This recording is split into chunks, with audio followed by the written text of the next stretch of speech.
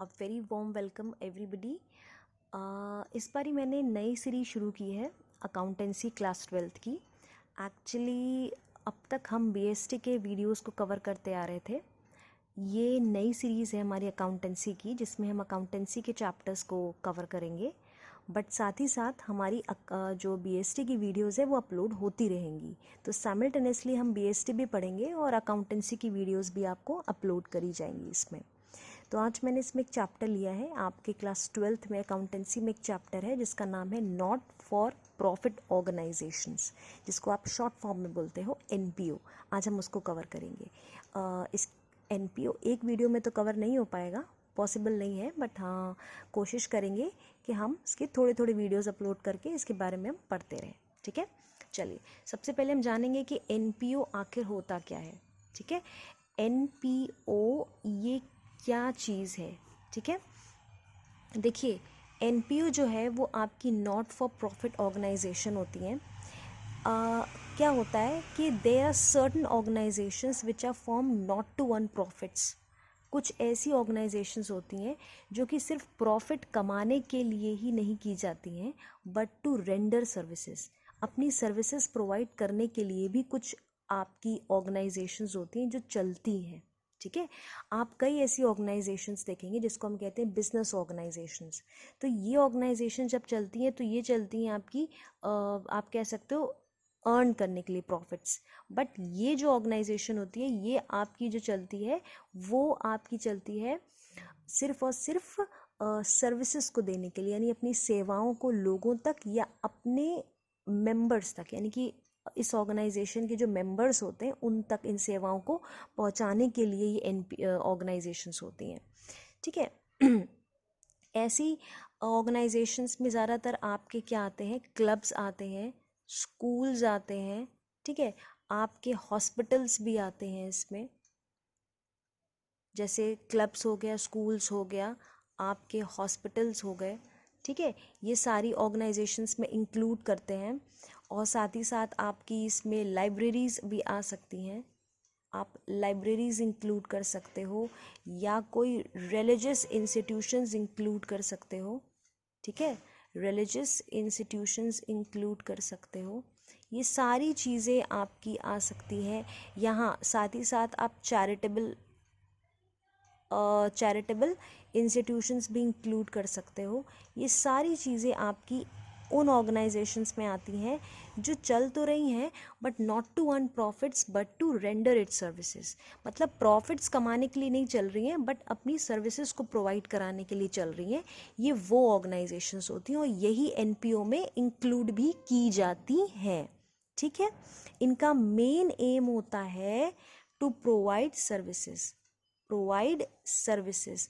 कभी भी ये जो है, अगर आप बात करें प्रॉफिट की, तो प्रॉफिट के लिए ये ऑर्गेनाइजेशंस नहीं होती हैं, ये प्रॉफिट नहीं कमाती हैं, ये प्रॉफिट्स के लिए वर्क करती ही नहीं है। इनका मुख्य उद्देश्य होता है टू प्रोवाइड सर्विसेज। और किसको सर्विस प्रोवाइड कराना? पब्लिक को प्रोवाइड कराना, या फिर इट्स मेंबर्स, यानी कि इस ऑर्गेनाइजेशन के एनपीओ के कोई मेंबर्स होंगे उनको सर्विस प्रोवाइड कराना, या पब्लिक को सर्विसेज प्रोवाइड कराना। यही इसका मुख्य उद्देश्य होता है, या मेन एम आप कह सकते हो होता है। ठीक है, साथ ही साथ क्या होता है क्योंकि ये प्रॉफिट तो कमाती नहीं है, तो आपकी जो बिजनेस ऑर्गेनाइजेशंस होती हैं, आपने पढ़ा होगा क्लास 11th में, आपका एक अकाउंट बनता था जिसको हम बोलते थे trading and profit and loss account. ये अकाउंट हमारा बनता है, आपको पता होगा। इससे हम किसी भी कंपनी के प्लस इसके साथ एक बनाते थे आप लोग बैलेंस शीट। ठीक है, ये दो चीज़ें आपकी बनती थी। ये बनती थी किसी भी बिजनेस ऑर्गेनाइजेशन के लिए, ताकि उसकी फिनेंशियल पोजीशन को हम जान पाएँ, और ये बनती थी बिजनेस ऑर्गेनाइजेशन में। पर ये तो एनपीओ है, नॉट फॉर प्रॉफिट ऑर्गेनाइजेशन है, पर फिर भी इसमें कुछ ना कुछ बनेगा, क्योंकि ये सर्विसेज प्रोवाइड करा रही है तो कुछ ना कुछ तो पैसा खर्च करती ही होगी। तो उसके लिए अब क्या हम करेंगे, हम जानेंगे कि ये क्या चीज़ बनाती है।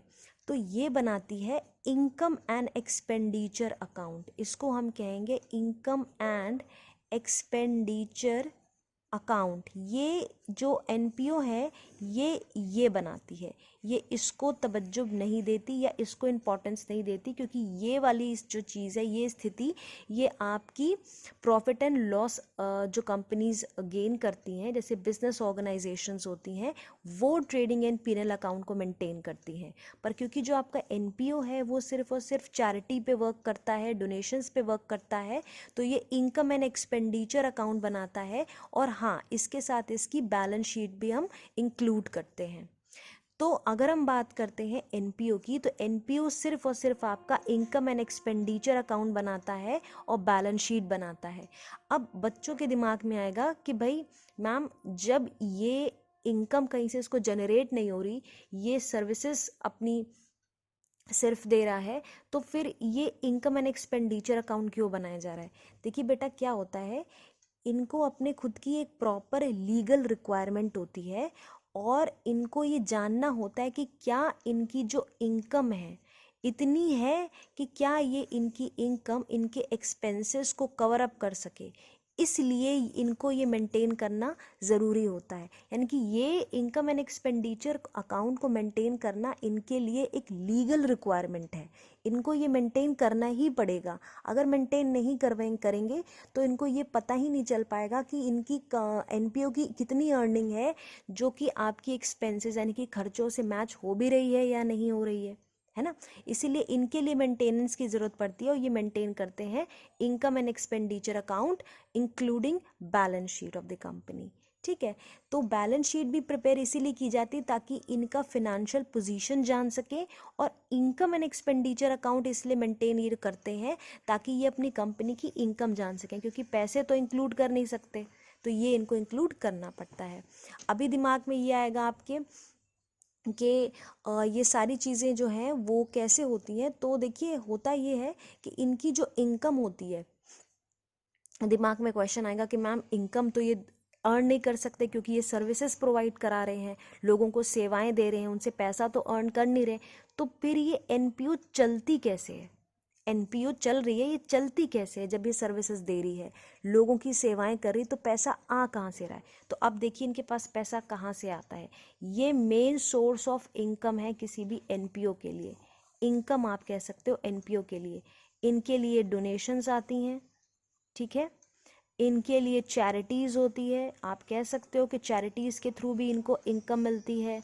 और एक इनकी जो सबसे बड़ी इनकम होती है वो होती है सब्सक्रिप्शंस के थ्रू, सब्सक्रिप्शंस के थ्रू होती है, जो कि इनके सब्सक्रिप्शंस फ्रॉम इट्स मेंबर्स, यानी कि इनके मेंबर्स के थ्रू इनके सब्सक्रिप्शन होते हैं। अरे भाई, आपने सुना होगा कि सब्सक्रिप्शंस में क्या होता है कि चीज़ों को ले लेते हैं तो उसके पैसे दिए नहीं जाते। जैसे आपने देखा होगा कि टीवी का आप जब वो चैनल लेते हो, उसका सब्सक्रिप्शन खरीदते हो, तो आप अपने सब्सक्रिप्शंस के थ्रू क्या करते हो, आप पैसा देते हो। उसी तरीके से मेंबर्स भी जब कोई चीज़ लेते हैं या कोई सर्विस का उसमें आता है, आप देखोगे कि कुछ ऐसी सब्सक्रिप्शंस होती हैं जो मेंबर्स को पे करनी पड़ती हैं, तो वहाँ पे सब्सक्रिप्शन मेंबर से रिसीव करता है ये एनपीओ, कुछ हद तक इनकम इसको मिल जाती है वहाँ से। और आप ये भी कह सकते हो कि फिनेंशियल असिस्टेंस भी मिलती है इसको गवर्नमेंट से। फिनेंशियल असिस्टेंस जो होती है वो गवर्नमेंट से मिलती है, ठीक है, गवर्नमेंट से भी पैसे की थोड़ी हेल्प हो जाती है। तो ये सारे सोर्स ऑफ इनकम है एनपीओ के लिए। तो अगर आपको जानना हो कि एनपीओ मतलब नॉन प्रॉफिट ऑर्गेनाइजेशन पैसा कहाँ से कमाती है, तो ये इसके सोर्स ऑफ इनकम है। ये वाला अकाउंट इसको मेंटेन करना पड़ता है along with the balance sheet. आप ये भी पढ़ेंगे कि बैलेंस शीट भी दो पार्ट में डिवाइड होती है इसमें। एक होती है आपकी ओपनिंग बैलेंस शीट और एक होती है आपकी क्लोजिंग बैलेंस शीट। ये दो बैलेंस शीट ये बनाते हैं, ये भी आप आगे चल करके पढ़ेंगे इसमें कि दो तरीके की बैलेंस शीट होती है इसमें, ठीक है। और हाँ, एक चीज़ और याद रखिएगा कि ये जो मतलब अकाउंट्स होते हैं, these organisation have to maintain एक प्रॉपर अकाउंटिंग सिस्टम इनका चलता है, and they prepare their financial assistance at the end of each accounting period. मतलब हर अकाउंटिंग पीरियड जो इनका ख़त्म होता है, जैसे आपको पता होगा बाकी कंपनीज का अकाउंटिंग पीरियड होता है फ्रॉम 1 अप्रैल टू 31 मार्च, उसी प्रकार से ये भी अपना एक साल के अकाउंटिंग पीरियड में अपना सारा का सारा अकाउंट्स प्रिपेयर करती हैं with the help of these accounts, ठीक है। Okay students, that's the end of today's video. I hope आपको पसंद आया होगा। अगर किसी भी तरीके की प्रॉब्लम है तो आप नीचे दिए गए कमेंट बॉक्स में पूछ सकते हैं। और अगर आपको मेरा वीडियो पसंद आया है तो please like, share and comment on my videos, and please subscribe my channel, and stay safe, stay home, stay healthy. Thank you so much.